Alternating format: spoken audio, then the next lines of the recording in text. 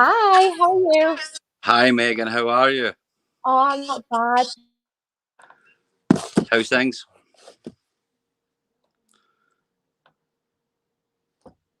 You froze.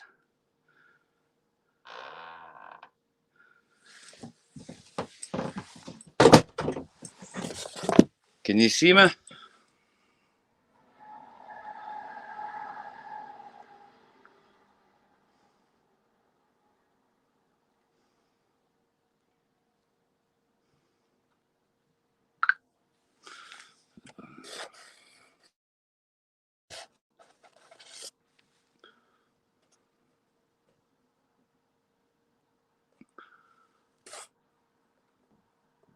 Megan seems to have froze on it. Oh, have we back Oh, in there we are. game? Now I can see two of you. There, just Oh, one. no. It's just you now. You got a twin? Yes. No, I don't. I think my parents would kill me if there was another one of me, to be honest. No, I don't know what happened there. I just went completely black for a second. Let's just have a look. Modern day technology for you. I know, it's just, you know what, my internet has been working fine, and then the minute it comes to doing a live stream, it goes off, which is always my luck. I don't know if you can see yourself, because I can't see you. I can see myself, yeah. Right, let's have a little look. System issues, as if that's going to be happening. Now I can just see you. Now I can see the two of us. Right, okay, let's have a little play. Well, I can't see you, so I think nobody else is going to be able to see you. Wait there. My cam. Cam off. Cam on. Nah. No, now you're away.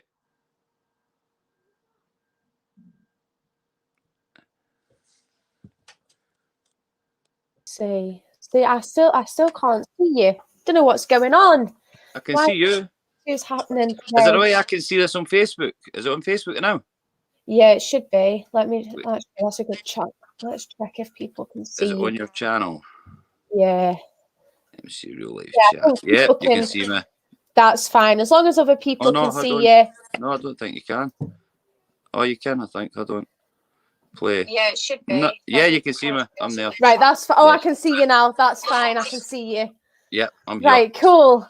If anything goes down again, then, that's fine. So somebody's just said I can see him, so that's fine. If it goes off and I can't see you, other people can see you, so that's fine.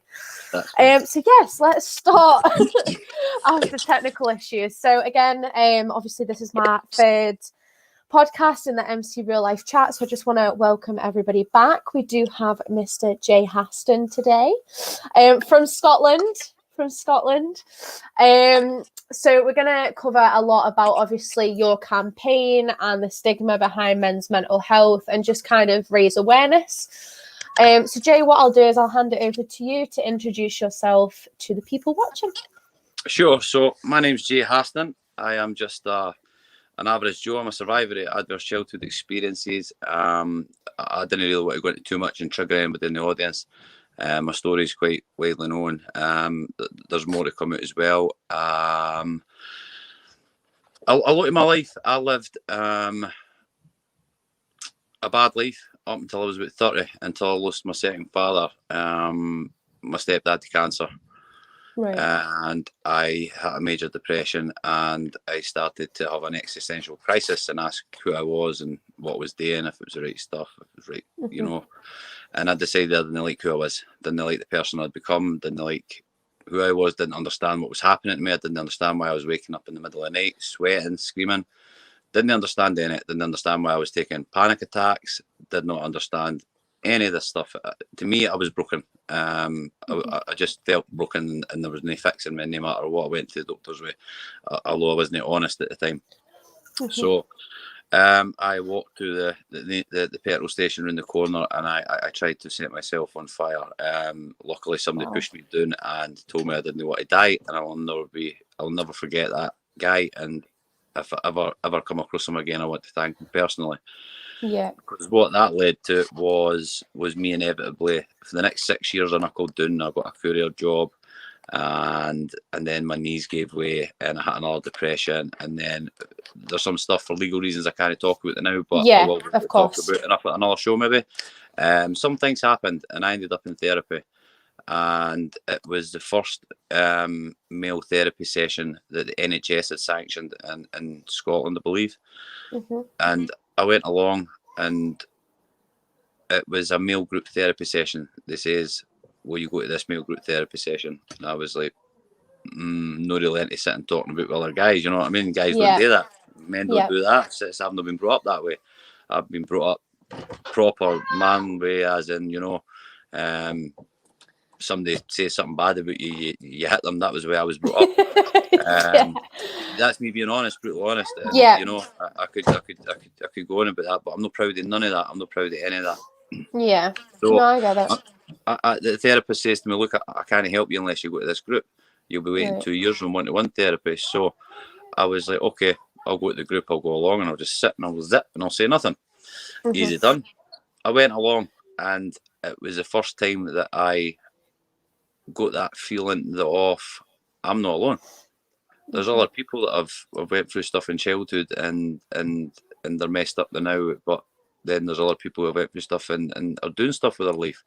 And that gave me hope. It gave me hope. And I then finished that and looked for something similar in my community, and there was nothing, absolutely nothing. So I went back to therapy. I was in therapy for 4 years. I went back and I said to my therapist, I was like, there's nothing out there. She says, why don't you start something yourself? I was like, I can't do that. Sure, no. Me? No, I'm a waste of space. This is exactly the words I was using now. I'm a waste of space. I can't do that, you know. And she says, no, Jay, you can. So I knuckled down with one of the guys.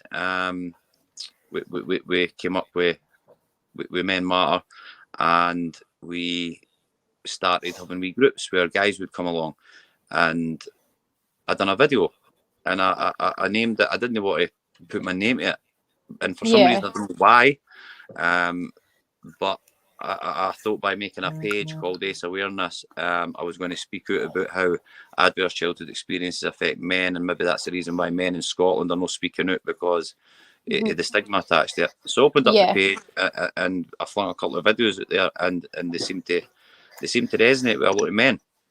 I don't know if you're aware, but Scotland's got the capital suicide. I did look into that, because obviously I live in Scotland now, but I'm not from Scotland, as you can probably tell. But yeah, no, I have looked into it since I've been up here, and it is. Do you know what? It really confused me when I first came here, because like you hear, you know, of Scotland being this capital for suicide and things, but the country's so pretty. Do you know what I mean? When I came up here, I was like, oh my god, this is absolutely stunning. Like, how could anybody really think about it? But I think first things first, obviously, condolences for losing your stepdad, right? Obviously, cancer is a big thing in a lot of people's lives, right?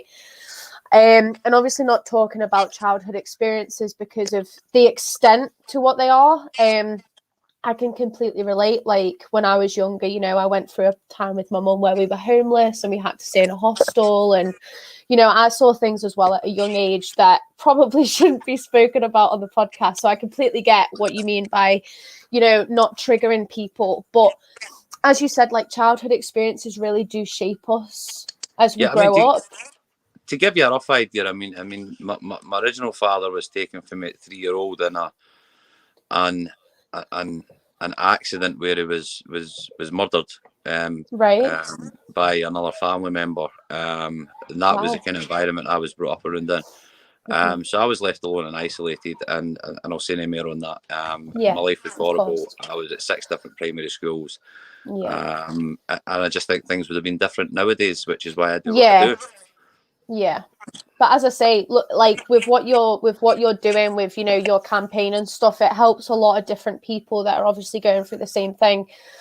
And as I say, being a kid, like, I've moved, I think it's like 13, 14 times since I was young. Do you know what I mean? And as a child, like, moving schools and stuff, it does kind of put a lot of pressure. You know, you make friends, you lose friends, then you move, and then you have to like find yourself again. So yeah, it is really, really hard.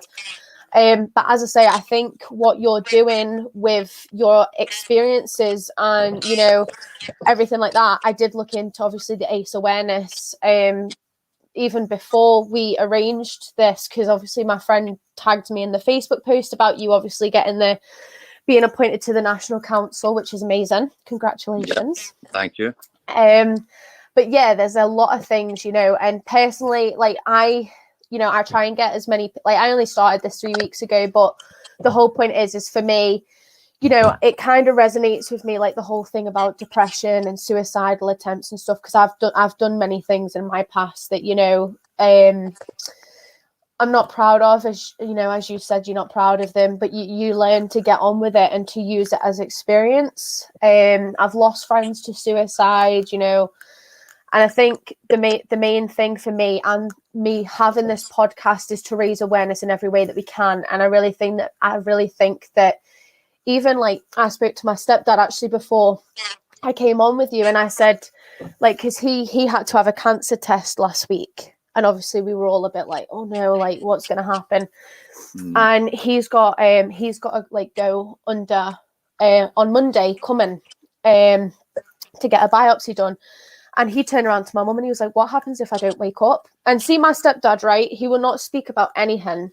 And he will not speak about his feelings. He will not speak about his fears. He will not speak about anything. And when he said that, we both just kind of sat there and was like, wow. Do you know what I mean? Because he's never spoken. And I said to him, I was like, how come it takes something this big for you to actually speak about how you're feeling? And he was like, because at our age, we were told that we couldn't express feelings, that we had to be this macho man, and we couldn't show, like, obviously the sensitive side. And I think, you know, reading through your bio before reading about the Men's Matter and things, I think it gives people that safety net that they can speak about what they need to. Absolutely. And, you know, that's what came of the video. I done the video. I've lost two. I'm actually, right, I'm going to be honest with you here, right? And I've got a cousin lying in the hospital right now. And his two brothers have gone to drugs and suicide. And he took an overdose a few weeks ago and he's in hospital now. And we're trying to fight to try and get him the right kind of care plan. I've lost another two cousins to drugs and suicide as well.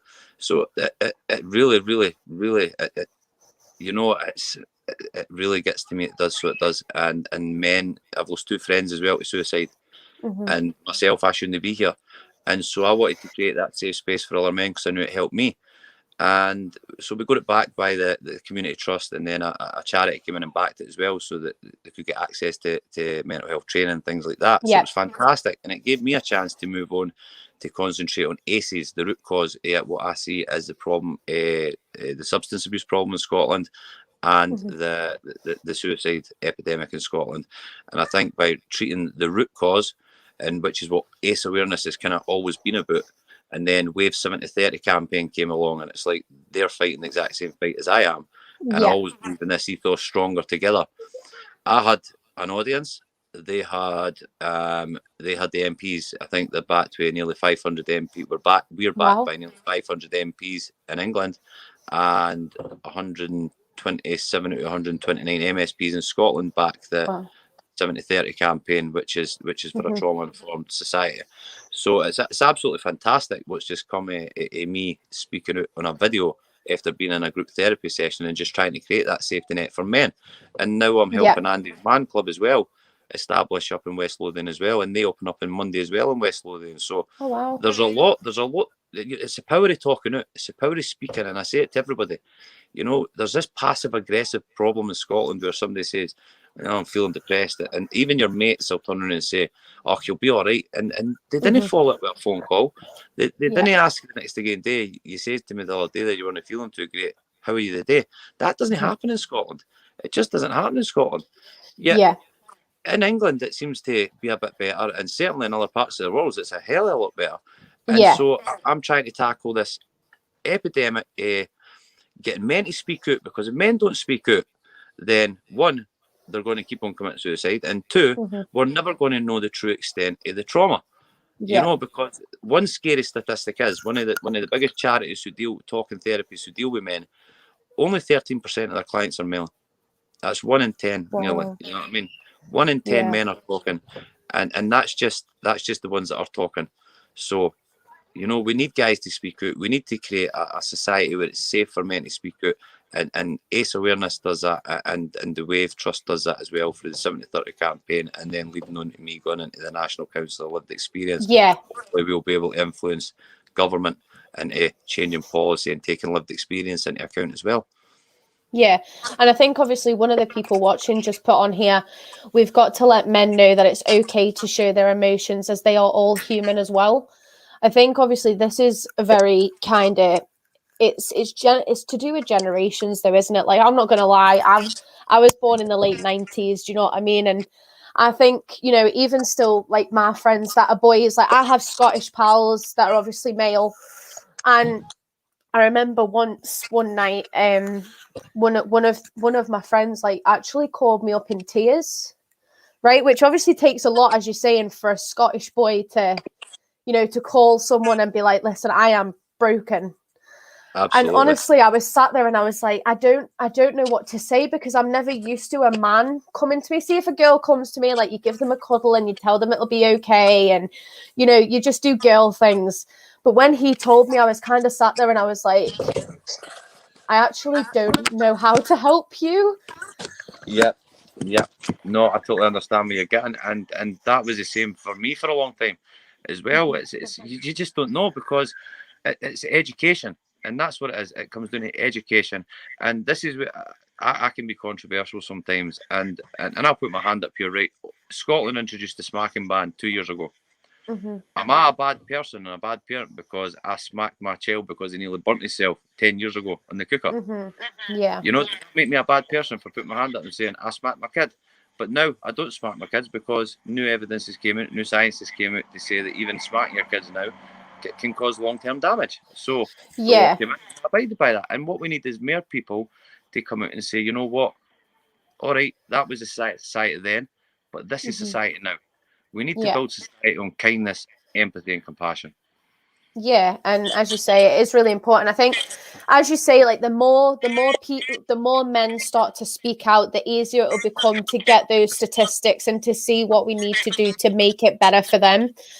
So kind of like just leading on from everything that you were saying, obviously I know I sent you the questions just to have a look over. I think the first one was kind of, what was the reason behind the campaign? Like, I know you said obviously you had personal experiences, but what was kind of the one thing that kind of was like, do you know what, I do need to do this? My children. Straight away, my children I didn't want my children growing up in the same kind of world that I grew up in. Mm-hmm. So I wanted to try and change things, and I started looking into everything ACE, everything trauma informed, and I've started instilling that into my own children who are still here. I've got the big lad who's moved out with his wife and my grandkids, but I've still got 4 children here who are 12, 11, 10 and 6. So bless them. It's you know, and I know that when they grow up, if the oldest laddie was to write about me and they were to write about me, it would be 2 different people, and I know that.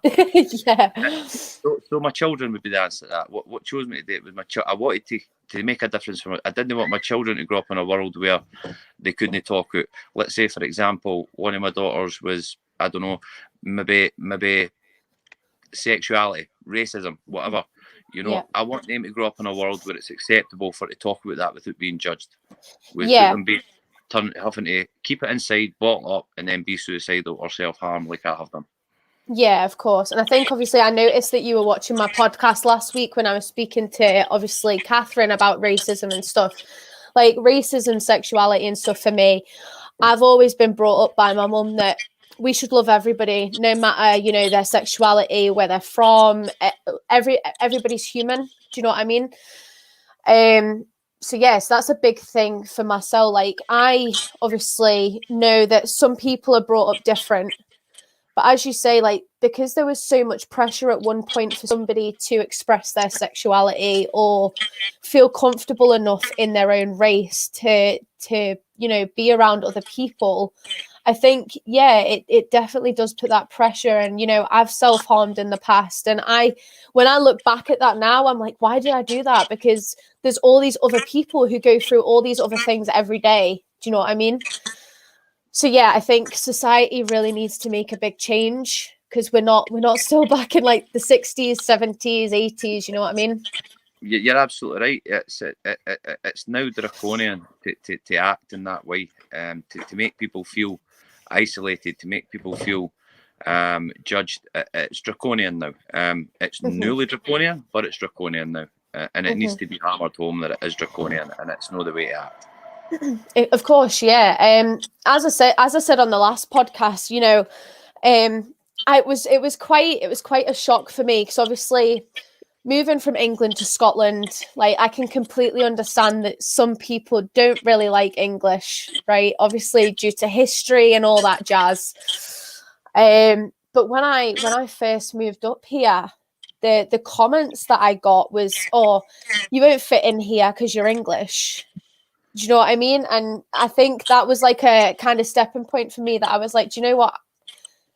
There's so many nice people in Scotland. Like, I was gonna, you know, it's a bit off topic, but when I first moved here was 2017, and I think Shot's had like the worst snow since 2010.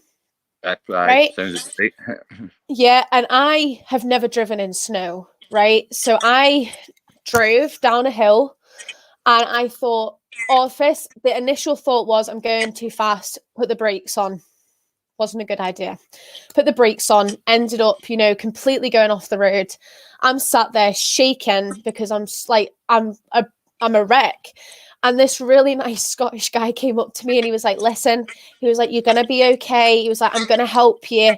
See, in England, you wouldn't get that. You really wouldn't get that. Like, they would just keep driving past. That's the thing about Scotland. It's like everybody says that Scotland's such a great place and a nice place, and I'll always be the devil's advocate and say, well, why have we got these statistics that say that we're the worst drug death and worst suicide? There's something missing there. There's something missing, and like you say, you coming up from England, there is people in Scotland who have got that stigma against English people, but there's also, they've got that stigma against their fellow Scotsmen as well because of religion, and that's unacceptable as well. Sectarianism, you know, or you're a Protestant, or you're a Catholic, or you know, you can't come in. You're a Muslim, you can't. It's rotten. It's wrong. It's wrong. It's absolutely. You're a human being. As a human being, just with a different belief for you. Just like you prefer coffee, they prefer tea. That's it. That's what it is. And if you can get past that barrier, we would break down so many boundaries. It would be unbelievable. Yeah, no, I completely agree. Obviously, coming back to your therapy session, like, obviously you said that it really, really helped. You know, do you feel like you wouldn't be where you are today if you didn't have that session? 4 years worth of therapy I had. 26 weeks was in the group, and I had another 3 years one-on-one therapy. If it was not for that therapy, I wouldn't be here. Simple as that. I would be. I know. I wouldn't be here. Yeah. I think that's a hard thing to obviously admit as well, to be fair. Do you know what I mean? And the thing is, I have the perfect plan inside my head. I'm not going to repeat it here, but I have the perfect plan to end things, so to speak. Suicidal ideation, as they call it. And I've got the perfect plan, but I'm not going to say it because obviously, of course. But that's how bad it gets. That you know, that you think that far and that deep into how you're going to do it, and the way you're going to do it, and for anybody sitting in that position, let alone myself, I'm not going to feel sorry for myself, but for anybody else that's sitting in that position, you know, speak out, man. Speak out. Talk to somebody. Reach out. There are people out there. There are plenty of nice people out there now who will listen to you and help you. And there is light at the end of the tunnel. There is hope. You know. Yeah. It is so important for people to speak out, because, as I say, some people do end up, you know, talking, like, because, as I say, my friend that I did lose to suicide, you know, me and a couple of her other friends, you know, messaged her before it happened, and she was telling us that she was fine, that she was, you know, she was doing okay, and then it happened, and we were all kind of sat there like, where did that come from? But she'd obviously been thinking about it for weeks and just hadn't told anyone. And I think it is really important that if you do feel like you're on the brink of, you know, doing something like irrational, then you do need to speak out. Yep, it's a question that I've always posed to any academic I've come across. Why has there never been a study done on suicide? There is stages to it. I know for speaking to people, I know for myself, you didn't just wake up one day and say, I want to go. And then have a plan in your head and go. There's a gradual, slow process, and for me, it was my trauma to insomnia to my disability in my knees to then getting the heart problem to then other things, depression, anxiety. I got tired of living and tired of being the person I am, and even in that 6 years where before I ended up in therapy, I was driving a courier van. And the thoughts going through my head were, some of them were just, there's a what, I could just put the foot down right now and that'll be it. And it's a horrible way to live. And the harsh fact is, and the harsh reality is, there are thousands of men out there in Scotland and England, possibly millions, who are feeling that way. Mm-hmm. Yeah. I think obviously you have big plans, which you've already mentioned. I think obviously going on to the next question, what is your aim for the future of the ACE awareness campaign? Well, it's the 70-30 campaign. ACE awareness is just my personal kind of blog thing, which is turned into a campaign in itself. But I've put it under the 70-30 campaign, and I fully back the 70-30 campaign because, like I say, they've got the backing. Almost 500 MPs down in England and 127 or 129 up in Scotland. So they've got the political backing, and that's a real chance for change. A real chance for change when you've got that kind of backing. I don't know if you're aware as well. The Andrea Leadsom report, 1,001 critical days. It's just been new released. Right. Okay. I've had a say in that as well, and that's about the first 1,001 critical days in children as well. Sorry, I lose my train of thought. That's part of trauma. No, you're well. okay. You're okay. Association, they call it, and I forget what I was talking about. But no, you're sorry. fine. What was your question again? So it was, what is your aim of the future? Put in a word, is to end child abuse. This is what I call the beginning, the generation that is going to end child abuse. We have set a target of 70% by the year 2030. I think we'll get there before that. It may be 100 years before we see the end of child abuse. It may be 200 years. But what I would say anybody is to get involved with it and to back it, because you will be part of the generation that starts to end it. Yeah, of course. There's over 200 million children still suffer from maltreatment, and it's not acceptable anymore. And we need to change it. And do you know something scary as well? Is the stats haven't changed in 50 years. Wow, that is pretty scary, actually. Which is why Wave have done this.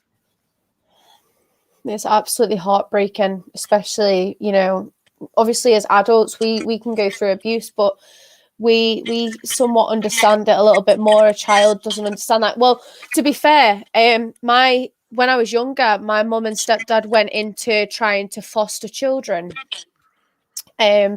To get them obviously out of, the abuse and all that kind of thing. And I went through the training with them, and there was one session that I can remember. Obviously, I won't go into too much detail, but it was, how children had been taken out of abusive households and how they were put into these care homes, and, they were so distant to other kids and they were so quiet, and it was weird because at the time, I'm not proud of it, but I was a selfish child going, I don't know if I like the idea of this because that kid's going to get all the attention. And after that session of hearing what kids can go through, I sat there and thought, do you know what? I've had like 12 years of attention. This kid's had none. Like, what is that? Why am I feeling like that? And, it was a big thing that we did go through as a family, and I still remember that to this day. And obviously with me doing a uni course, my goal is to become a social worker at the end of it, to be able to help kids. Yeah. It's admirable. It really is. Yeah, I think, as you say, we need to help more. We need to help more people. The kids are the future. The kids are our next prime ministers. The kids are our next surgeons. The kids are our next doctors, We've got to protect them. We've got to invest in them. The government's got to invest in them, and we've got to protect them. I mean, you hear some horror stories. I could talk about mine. I could talk about many persons I've heard. Newspapers, some of the stuff you hear is just, and it's no stopping. It doesn't seem to be stopping. There was the NSPCC released a statement the other day. They're saying that it's risen again. They had released a statement a couple of months ago saying it had an 80% increase in calls on child Wow. abuse. An increase for 80%. Well, COVID, just under COVID. What Yeah, is I was going going on to here in say. the world? I done a video saying it's time for the see no evil, hear no evil society to end. We've got to turn on our backs. We've got to stop turning a blind eye.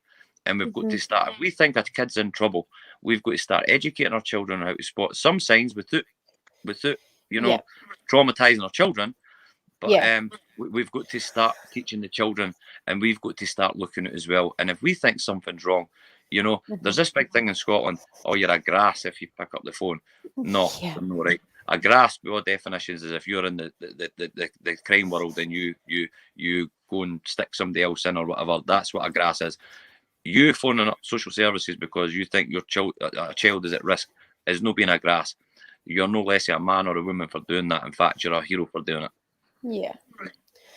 I think it's I know obviously I put on here that this was to do with obviously men's mental health, but to be fair, I did look into the abuse side of it on your bio as well. So I do want to obviously bring, your knowledge about that. And I think it's quite sad that nowadays we have to educate kids on things like this. Do you know what I mean? Because we're teaching them things that shouldn't be happening. Do you know what I mean? Like sorry, go on. No, it's because for too many years, it's the way adults can groom children. It's the way adults can groom children and shush and didn't say nothing, and or this will happen to you or that will happen to you. And for kids look up to adults and people who are supposed to look after them, and they do what they're told. They do what they're told. So we've got to start letting children know, listen, no, anything like this happens, anything like that happens, anything like this, there's only 3 people should see these your parents, your doctor, the hospital, that's it. Anything else, you've got to start talking. Yeah. And as I say, there is so many stories about things like that happening. And it's heartbreaking. I had my friend's got kids and she's like, I had to give my 6-year-old a phone to go out with in case anything happens. And I'm like, I had my first mobile phone at 12 and that was because I was walking to high school on my own. Do you know what I mean? Same. All my kids have got mobile phones, and you know what? That's probably part of the trauma as well. And this is what's called intergenerational trauma. Is I'm passing some of my trauma down to my children by not giving them probably the independence that they need.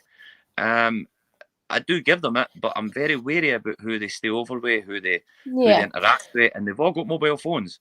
And for example, my youngest is 6-year-old. He's still not allowed out the street yet. While I see some 6-year-olds who are going to the park and that themselves. Yeah, but that's protective. In this day and age, there's so many stories of things happening. Absolutely. But I mean, I hold my hand up and say I could probably give them a wee bit more independence, but because of what happened to me, it's hard to do. It's hard to do. Yeah. And I think, your missus and your family probably understand that. Do you know what I mean? Like, unfortunately for me, I've had family where the kids are, 6 or 7 and their mums are drug addicts, and rather than them dropping drugs off at other people's houses, they're sending their 7-year-olds to walk to their houses and dropping drugs off, and you know what I mean? And I like my mum is one of those people that, yes, she would let me have the freedom. And one day I got in very big trouble because where I lived in an estate at the time, me and my friends left the estate without telling my mum where we were going. Stupid child at the time. And all we did was go to the park, right? As easy as that was. When we came back, the police cars were everywhere. And, my mum was like, if you're going to go anywhere, you need to tell somebody where you're going. And at the time of being like a 7-year-old kid, you're like, why? Nothing's going to happen. Do you know what I mean? Yeah, because I wasn't, but I see my kids. I see it in my kids that they're carefree. They would just wander off and do what they want. But in a way, that's probably, I can look back at myself and say, well, I've done a good job there then, because my kids, they feel that wee bit of safety to be wild and run about that. Whereas I was, I'm going to put this one out here. As my nickname was Elmer J. Chicken, because I was that scared, vulnerable, and thing with it. And what adults didn't realise was they were calling me that as a joke. But to me, it was, man, you're humiliating me. You're humiliating me even more. This is my family, my friends. It's like, no, but at the time, as a kid, you just don't speak out. You just don't speak out. You don't speak out. So we've got to build a society where it's safe for kids to speak out. Yeah, of course, and I completely agree. I think obviously next question was like, obviously, as you say, you had all this therapy and you had all this stuff happen. What would you kind of say, or how do you find the stigma behind men's mental health? It is still terrible. It is still terrible. There is a lot of work being done behind the stigma. There is great places out there like Andy's Man Club and Men Matter Now and Ace Awareness and Wave, who are all doing stuff. Trauma Informed Society addresses that as well. Where Trauma Informed Society, drug deaths would reduce and so would suicide reduce as well. But as far as sorry, repeat the question. I've done it's it again. Okay. How do you find the stigma behind men's mental health? In a nutshell, it's ridiculous in Scotland. It's actually and I want to put a message there. There's this image of what a real man is. If you want to know what a real man is, go and pick up a book called Meditations by Marcus Aurelius, a Roman emperor, and that's where you'll find out what a real man is, if there is a definition of a real man. However, what I would say is there is no definition of a real man. There is just a man, and there is a man who is willing to open up and talk about his emotions, and to me, that is a strength. Yeah, I think I completely agree with that, because sometimes, like, I've had obviously friends, partners, etc., that, if I've been in a really bad depressive way, like, I'm quite open about it with obviously friends and partners and things. But see, if a man's feeling it, sometimes you can't even tell. Like, sometimes you can pick up on rough, small things. I wore a mask for so long that I ended up painting the mask on my hand. And that's what that signifies. That's the Joker. It's my nickname. It was what my nickname was. And I literally, when I took the mask off and changed my life, I wanted a symbol to represent it. To say that that's my mask. I didn't need to wear my mask, so I painted my mask onto my hand. And didn't get me wrong, I still sometimes need to put that mask on for like for the interview. I'm wearing a bit of the mask because I didn't want to get too emotional. But I think the National Council, that I put the mask on. So you've just got to be tactical. You've got to be tactical. Like, as I said on my last podcast, I have a tattoo on my thigh of a girl with a mask on, because even as you say, when you grow up, like you learn not to really give a crap anymore what people say. But as you say, you have to be tactical in some situations, and you have to somewhat cover your mouth and bite your tongue sometimes. I think for me, like, I got bullied quite a lot in school for the way that I looked, like my weight. I didn't wear lots of makeup when I was in school. It's a bit of a nerd. So I got bullied. I got bullied as well before I realised that I couldn't break. So I totally empathise with that. I really do. I got bullied all the way through my primary school years, and then when we moved through here to West Lothian when I was 12, I was the new kid at the school through here. I was an Edinburgh kid coming to West Lothian.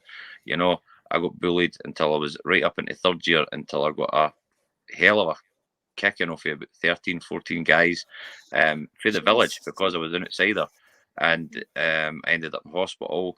They kicked my temple bone in. If I'd went in another millimetre, it would have snapped and I would have died. But that was when I realised that I didn't break here. And I ended up turning into a bully. I turned into a bully after that. And I'm not proud of that either. So I actually understand why bullies bully people as well, if that makes sense. And it all comes to, if somebody's out there bullying, then something's not right at him. Yeah, I think, to be fair, when, as you say, bullies, like, if you actually speak to a bully, which I think, I'm not very proud of this, but at high school at one point, someone was really picking on me, right? And I just completely lost it, right? Completely lost it, and ended up, getting into a bit of a fight. And when it finished, I said to them, I was like, why do you do this? And they said, because I see the strength in you that I don't have. So I want you to feel how I feel.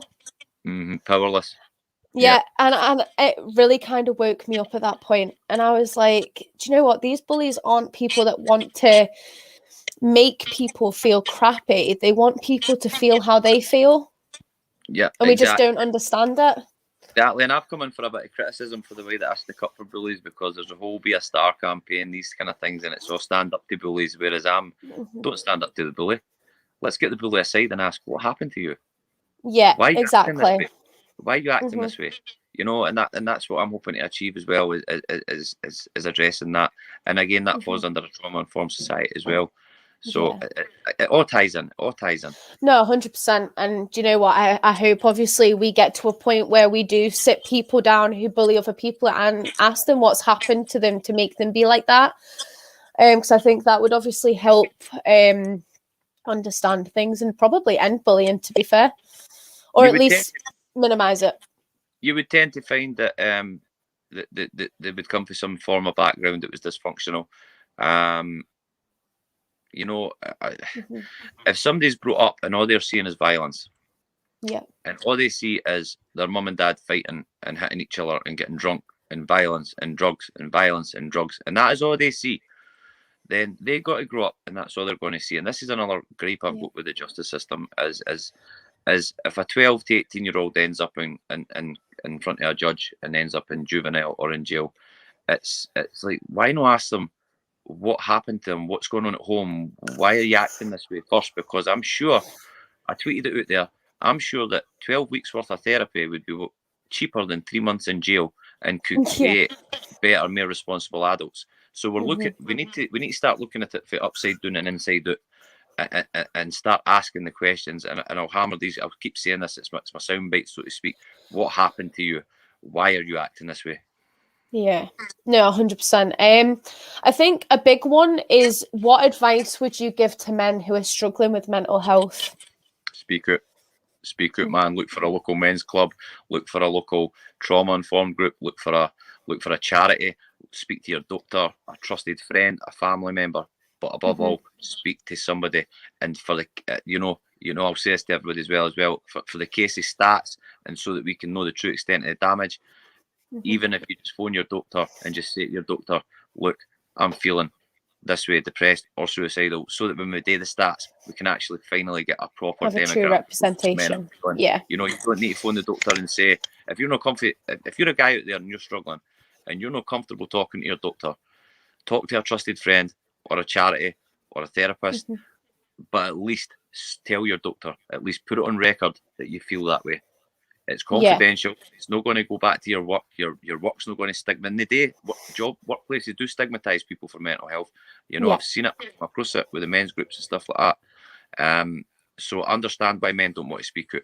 A man speaks out and says that he's had a mental breakdown. Like, I've had mental breakdowns. I would probably be silly to probably sit here and forecast the rest of my life I'll never have a mental breakdown. I've got a diagnosis of chronic and complex post-traumatic stress disorder due to the 80s.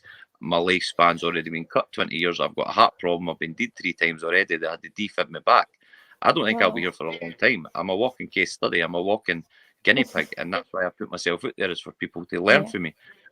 And you know, guys, just speak out, man. You didn't need to speak out like I do. Speak to your pals, speak to your family members, speak to the one person you trust, because even getting it off your shoulders will make a huge difference.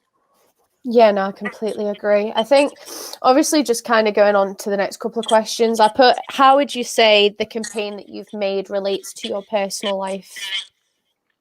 Not to pry too much. Because I'm doing it for my children. You know, one of the things that really irks me about my dad, my real dad, and what happened to him was, it's like he's been forgotten about. It's like it's only us that remember him, or me even, and my wife. And I didn't want to die nameless. I didn't want to die without contributing something towards society and making life better for my children. So it all fits in with the same thing, my children again, and wanting to do something for humanity. I see myself as a human. I am a Christian. I consider myself a Christian Stoic, but above all else, I'm a human, and I want to do something for humanity. I want my children to grow up in a better place. So again, that all ties back into the same thing, Megan. I think that's a very good answer. I'm so learning, obviously, I'm getting diplomatic. So obviously, as I said at the beginning, you've been appointed to the National Council of Lived Experiences Heart of ACE. How has it been for you since Hearts of ACE even? How has it been since you started that? The fact that I am the only Scottish member and founding member, and one of the founding members, is absolutely mind-blowing for me. It is beyond my wildest dreams. When I first done a couple of videos saying I wanted to change the world, to now know that I'm in a position where some very, very influential and clever people round about me in that council, that we can actually make the changes. It's not sunk in yet, to be fair. I'm just off a meeting with them before I come and done this with you, and it's surreal. It's absolutely surreal. It's already taken off big time in Scotland. There's big interest for it in Scotland. You know, people want the voice of lived experience, and that's what the council aims to deliver, is to get the voice of lived experience into these policy changes, into schools, into businesses, so that people can understand what trauma is, understand your clients, understand the people who you're making decisions for, you know, the powers that be. And listen, I've got nothing but good things to say about any of the politicians that I've spoke to, because they've all backed me. So, you know, they do a great job. They do what they can. A lot of people give them a hard time. I know it's election day, but they do what they can. Their hands are tied with a lot of stuff as well. You know, especially the ones I've worked with in West Lothian, and the councillors, they've been fantastic. They want to see the change. They understand where we're coming from, and that's just fantastic. And we need more councils and boroughs, and we need the nation basically to want to become trauma informed. Yeah, I think what's kind of good about it though as well is, you know, yes, the politicians get a lot of stick from a lot of people, right? But as I've explained on a couple of my podcasts now, it's really hard for somebody to make changes when they don't understand what it's like themselves. Of course. How can the education minister, for example, make policy changes to education when they're not taking into account the lived experience for adults who are now talking about the effects?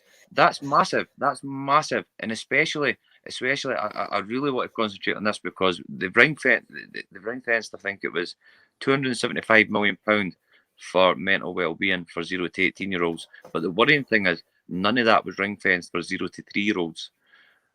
Right, okay. Which is 1001 critical days, you know? Yeah. And to give you a quick summary on why that's important is, if you do a wee bit of research, John Bowlby, Suzanne Zeedyke, Mary Ainsworth, Harry Harlow, they've all contributed to this, and it's attachment theory.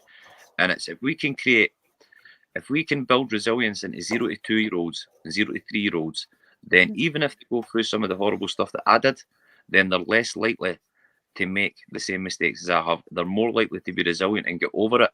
They'll not get over it, but cope with it better, and go on to live a better, responsible life, which in turn will create a society of responsible adults who, therefore, the kickback is they'll be responsible when it comes to racism. They'll be responsible when it comes to LGBTQ+.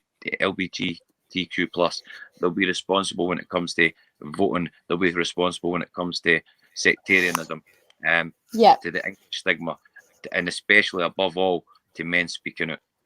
Yeah, of course. And as I say, with the last question, it's quite a big one, right? So obviously, with all of the life experiences that you've had, what would you say is the one that has shaped you the most? It was sitting in the hospital room with, I need to get this right because I need to give them the proper credit, Dr. Catherine Watt and Dr. Gaynor Moffat. It was my referral for psychology, to see if they would take me for psychology. And I just blurted out my life story. I just blurted out everything, all the humiliating bits. I thought, in for a penny, in for a pound. And I just, you know, I let it out. And there's some embarrassing stuff in there, which I'm happy to talk about later on, you know, because a lot of the things guys didn't like talking about is the masculinity side and the sexual side. I let it all out in there. I let it all out, all the problems, all the issues, all the things. And the look that I expected to look at, well, look, you're a weirdo. You're messed up. You're thinking. The two of them looked at me with the exact same expression, and it's an expression that I hadn't seen it before, and it was empathy. Yeah. And they told me that nothing that I'd done or anything that I'd been through was my fault, and that moment there was a moment that, you know, I think for some reason I can't cry when I'm upset or whatever. It takes up. It's very rarely I cry. I think I've cried once in the last year. Yeah. Once in the last 3 years, twice in the last 10 years.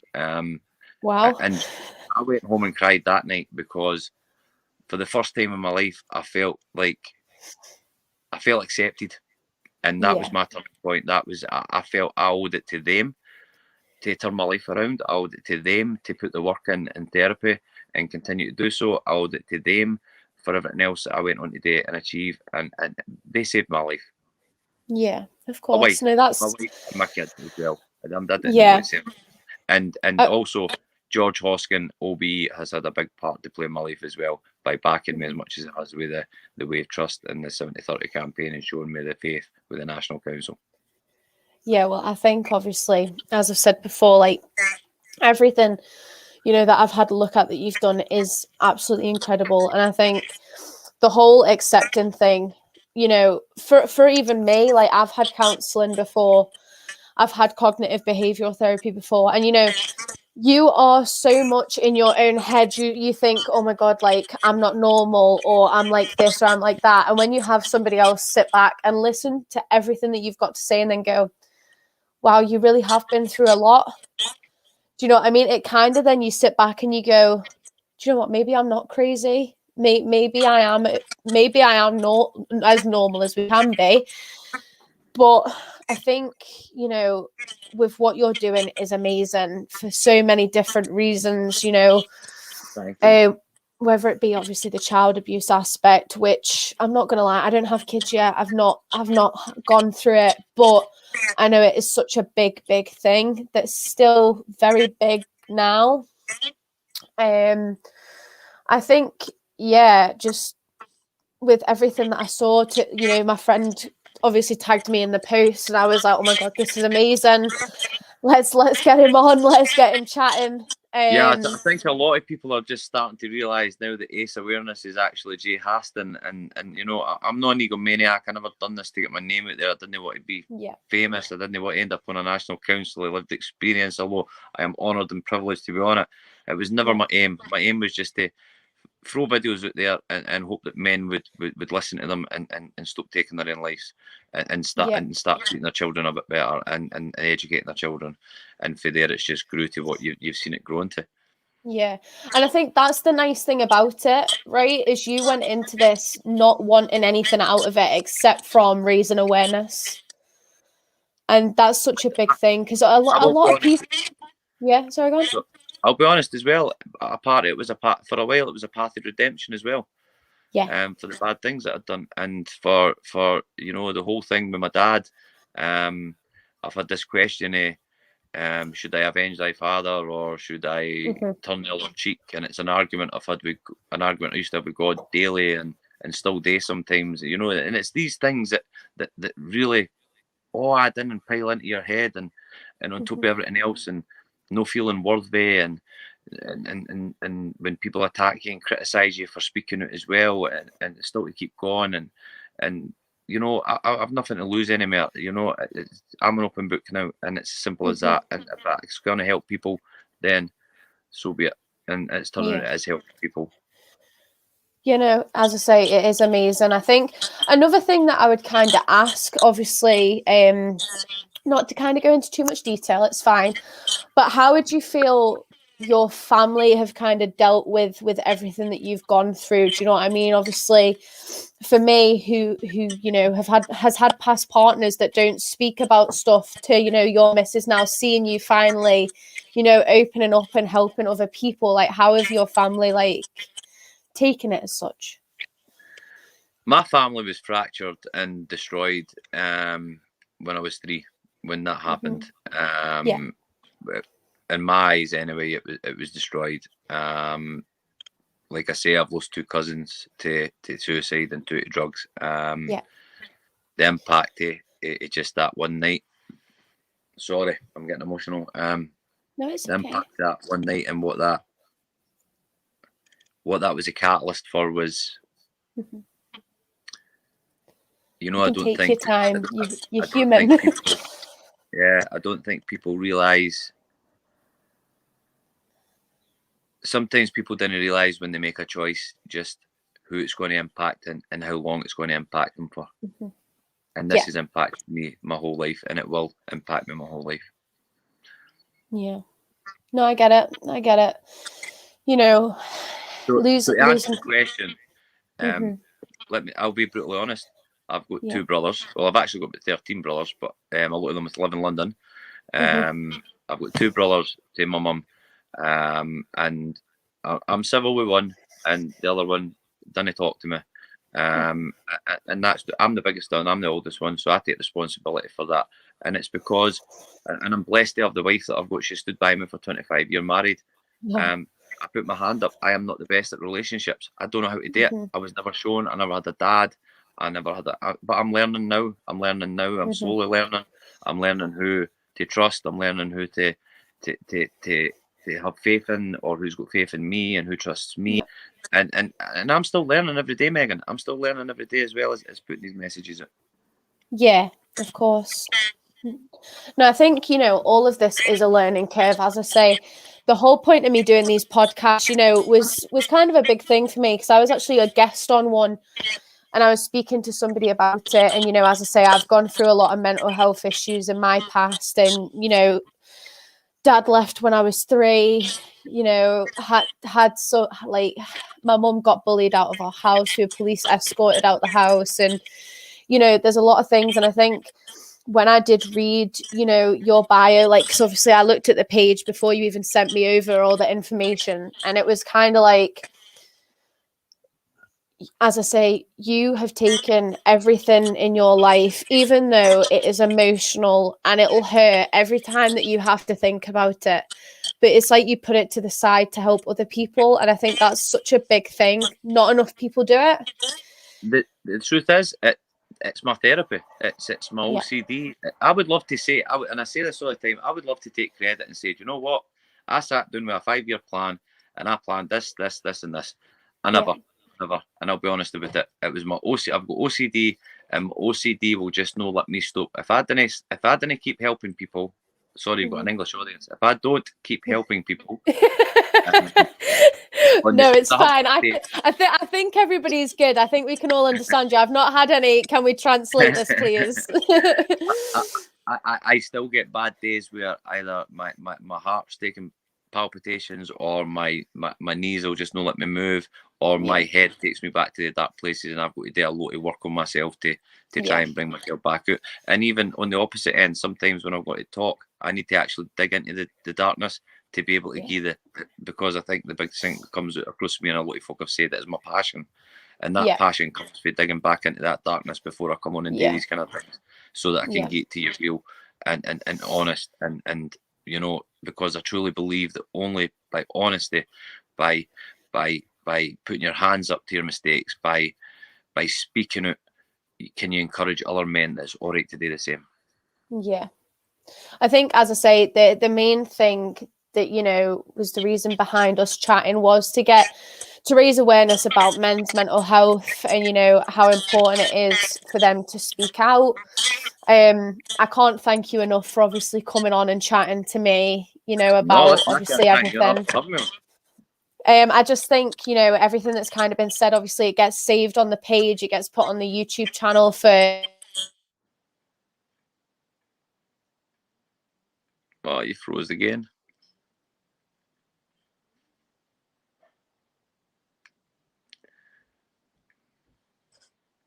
Can anybody else hear or see Megan? Is it me? Oh.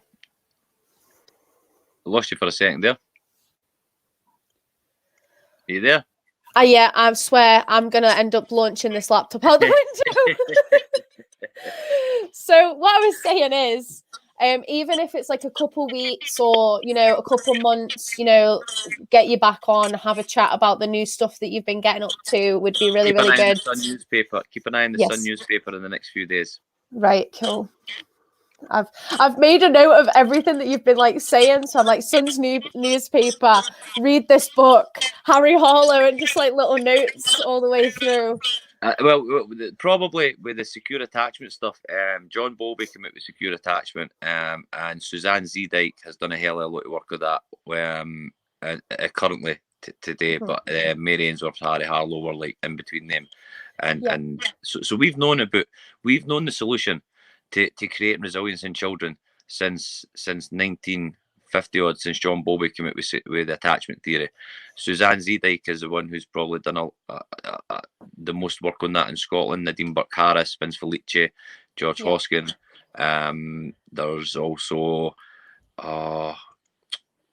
please don't let me forget, Andrea Leadsom report now. The Andrea Leadsom report as well now. So there's a lot of people who are active now and doing a lot of stuff. You know, Ian Duncan Smith does a lot of trauma-informed stuff with the justice system. And he asks these questions to the judges, you know, ask them why, ask them what happened to them. You know, there's a lot of good people out there doing a lot of good work. And my biggest message out of this would be, let's all come together. Let's have a national conversation about this. Let's all talk about it and let's see what we can do. Of course. And I think obviously education is a big thing as well. But yeah, I think obviously I've wrote down, I'll keep an eye on the Sun newspaper over the next couple of days. As I say, I would love to get you back on later on, you know, after you've done some other stuff. But I really do appreciate obviously you coming on between everything else that you're doing. And actually having a chat, but we'll have a chat after this and then we'll see about getting you back on in a couple of months. Most definitely, Megan. It's been a pleasure to come on and try and get my word out there a bit more and you provide that platform, so thank you for that. Oh, no worries. As I say, I'm going to be keeping an eye on the blog, keeping an eye on the journey that you're taking. And yeah, I think, you know, as much as we can, we need to give voice back to men and to children again. So, and I think you're the way forward for that. So, well, no pressure, Jay. No pressure. No, there's no pressure to meaning, but you know, you're already helping so many people. I live by an ethos, and that is, I do what I can, when I can, while I can. Yeah. It's a good ethos to have. I go overboard. I'm like, I need to do this, and this. But no, I shall let you go and enjoy the rest of your evening. I shall speak to you soon, and thank you again for coming on. Good. All right, thanks. Bye, Jay. Pleasure speaking to you. Okay, thank you. Yeah, and you. Bye.